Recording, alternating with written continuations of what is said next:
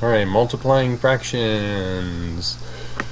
3 ways we can multiply fractions, or 3 different types of problems. We can multiply a fraction by a whole number, 1/4 times 6. We can multiply a fraction by a fraction, 2/5 times 4/9. And we can multiply a fraction by a mixed number. So 1/5 times 1.5.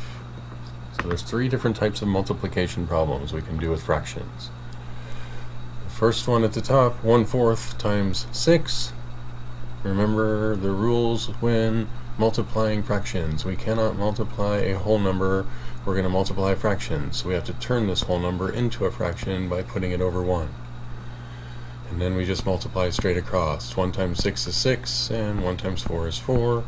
And whatever your answer is, you have to simplify it. So if it's a regular fraction, you would reduce it. If it's an improper fraction, you would turn it into a mixed number. 4 goes into 6 one time, with 2 left over 4. And now I have a mixed number with a regular fraction that needs to be simplified, and I can divide the top and bottom by 2, and the answer would be 1 1/2.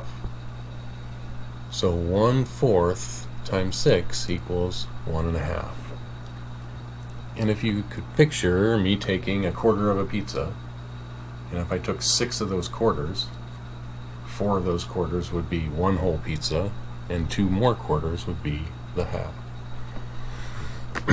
If I'm multiplying 2 fractions, I just multiply straight across. 2 times 4 is 8, and 5 times 9 is 45. I can think about the common factors of 8 and 45. Factors of 8 are 1 and 8, and 2 and 4, and none of those are factors of 45, so this is in simplest form. I don't need to reduce it. Finally, if we're multiplying a fraction by a mixed number, we have to turn the mixed number into an improper fraction, so that we're multiplying 2 fractions. We can't multiply a fraction by a mixed number. We have to convert it. So this would change to 1/5 times, we're going to change 1.5 to 1 times 2 is 2, plus 1 is 3. So that would be 3/2. And now we can just multiply straight across. 1 times 3 is 3, and 5 times 2 is 10.